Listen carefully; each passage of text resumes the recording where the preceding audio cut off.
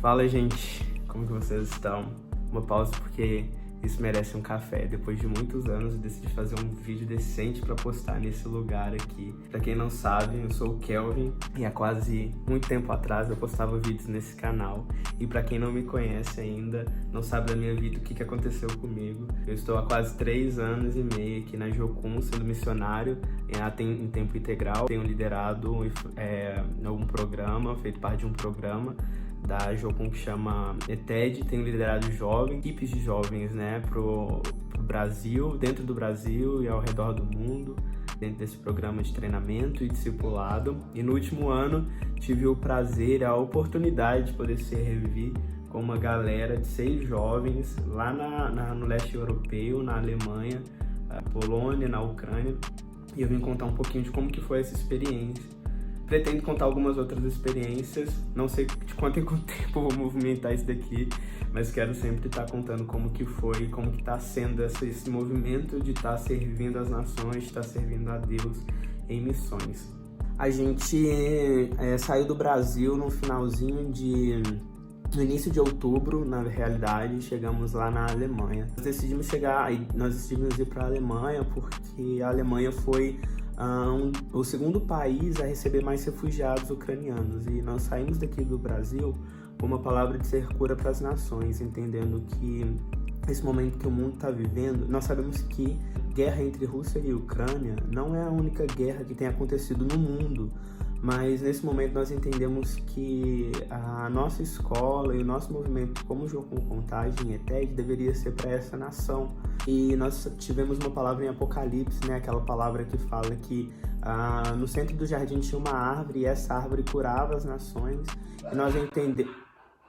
Irmão do céu. Essa palavra era a palavra que nós tínhamos para curar as nações nesse momento que as nações estavam vivendo esse momento de guerra e de tensão. Então nós saímos daqui com essa palavra de ser cura a essas nações. Então nós fomos para a Alemanha e nós fomos para uma base da Jocum lá que chama Bad Blankenburg, onde eles receberam muitos refugiados, Então os obreiros dessa base, eles saíram da base para que os refugiados eles morassem lá dentro. E eles aproveitaram esse movimento de que os refugiados estavam chegando na nação para eles rodarem treinamentos e escolas com esses refugiados. Então eles estavam discipulando essas pessoas dentro das bases. E muitas dessas famílias, gente, não tinham nada. A gente conheceu histórias tristíssimas de pessoas que perderam tudo.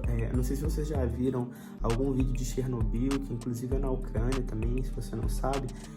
Cidades que ficaram literalmente como vilas, que ficaram literalmente como Chernobyl, assim.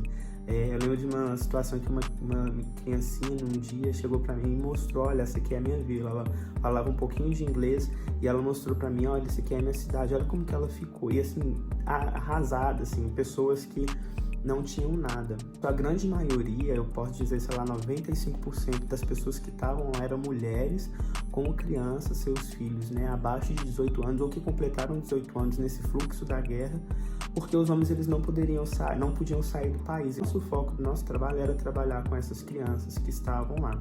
Muita coisa, esses 15 dias nós fomos para a Polônia, numa cidade que chama Rzeszów, bem próximo à fronteira da Ucrânia. Inclusive, quando aquele míssil caiu na Polônia, nós estávamos a 2 horas dessa cidade.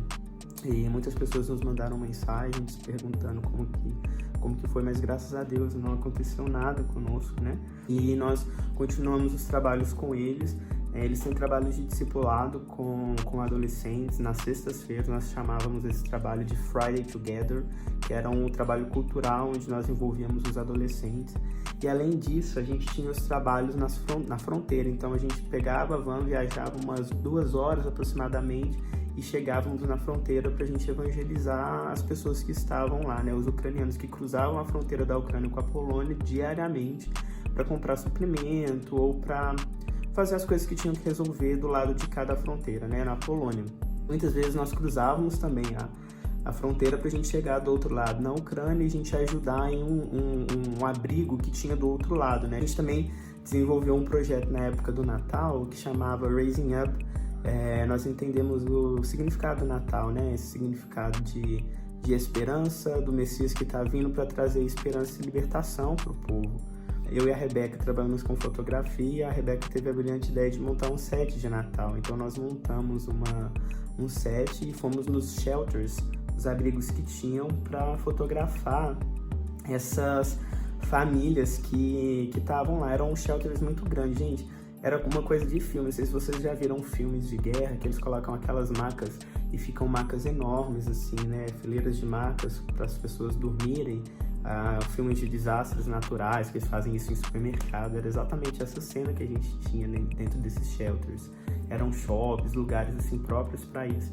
E a gente montava isso semanas antes do Natal, e a gente fazia essas fotografias. E isso também fez com que a gente se aproximasse muito desses ucranianos.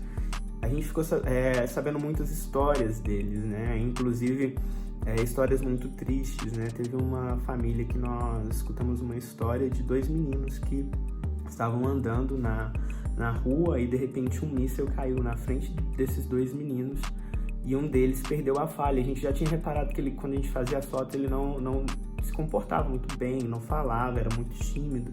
Eu custei para conseguir interagir com ele.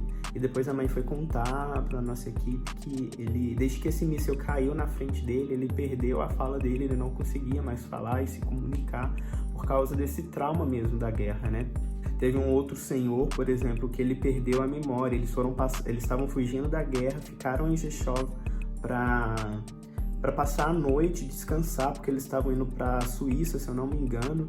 E aí eles dormiram e já na época faziam 9 meses que eles estavam lá, porque o senhor levantou no outro dia e não se lembrava sequer de como dirigir, não lembrava para onde que ele estava indo ou nada disso. No dia 24 de dezembro, no dia 23 de dezembro, a gente fez uma ceia de Natal para alguns ucranianos da nossa base, onde que a gente pôde compartilhar com eles, né, um pouco sobre a mensagem de Cristo e também criar esse vínculo de relacionamento com eles, né. Outra coisa que a gente fez foi quando a gente já estava na Ucrânia, né, a gente foi para a Ucrânia, a gente ficou numa cidade que chamava Vinnytsia.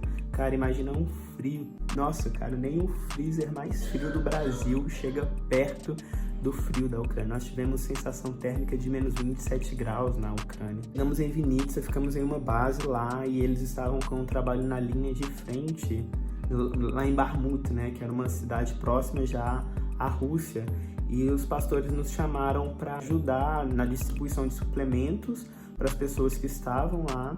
E a gente foi, eu e mais um outro rapaz da equipe. Era uma viagem, gente, de aproximadamente umas 16 horas em uma van que te esquentava daqui para cima e o teu pé, cara, ficava congelado. E a gente foi nessa van e quando nós estávamos se aproximando dessa cidade, foi uma das cenas mais perturbadoras que eu vi na minha vida. E nessa hora eu me toquei no lugar onde que eu estava.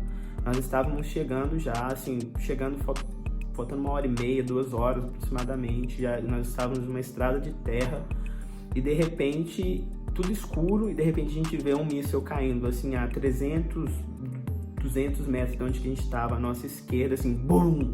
E o míssil caiu, pá! E o pastor parou a van, a gente arredou para trás, ele desligou a van, eu fiquei em estado de choque olhando para aquele míssil que caiu, aquele vermelhão subindo. O pastor desligou a van e falou, cara, vamos ficar aqui porque podia ter drones da Rússia em cima de onde que a gente estava. E eu, caraca, mano, o que tá acontecendo? E aquele momento eu falei, cara, eu tô na guerra, eu estou no meio da guerra. Com isso, a gente chegou na cidade, a gente tava com colete à prova de bala, né? Chegamos na cidade. Eu tava tão cansado depois que eu tinha chegado dessa viagem que eu nem consegui prestar muita atenção nas coisas. Eu apaguei, só acordei no outro dia. Quando nós já acordamos com os barulhos de bomba, né? O tempo todo as bombas, a gente escutava esses barulhos. Escuta aqui nesse videozinho que eu vou colocar pra você. Ходжу в колонії, стараюся служити.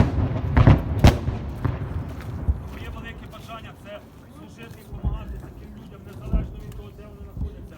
E eram barulhos que não paravam. A gente aproveitava esses momentos pra gente distribuir comida para essas pessoas que estavam morando lá na Ucrânia. E esse pastor, ele pregava, né? Aproveitava para pregar. Chegou a ver tanque de guerra, chegamos a ver granada, sniper, chegamos a ver vídeos de soldados ensanguentados no meio da guerra.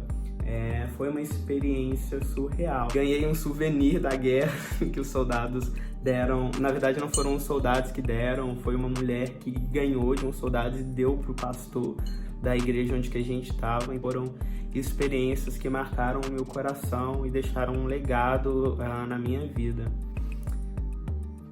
Tem muitas histórias que aconteceram nesse tempo. Esse vídeo já tá muito longo, já deu, sei lá, mais de 10 minutos. E se você gostou, curtiu, sei lá, vou ser bem youtuber aqui, deixa aqui o seu joinha. Mas eu quero poder contar e compartilhar com vocês essas histórias de como que foi esse tempo. E quem sabe num outro momento eu posso gravar um outro vídeo contando sobre tudo isso que o Senhor tem feito, né? Muito obrigado a você que está fazendo parte dessa missão. Eu sei que tem pessoas que estão vendo esse vídeo, principalmente eu gravei isso exatamente para que você se sinta parte disso. Você que está me apoiando, me suportando nessa missão, não só financeiramente, mas nas suas orações. Obrigado por isso. Você é parte dessa história, você é parte do que o Senhor está fazendo lá do outro lado, na Ucrânia. Você é parte do que o Senhor construiu através de nós. Então, muito obrigado por isso, né? Fica aqui o meu agradecimento e a gente se vê por aí.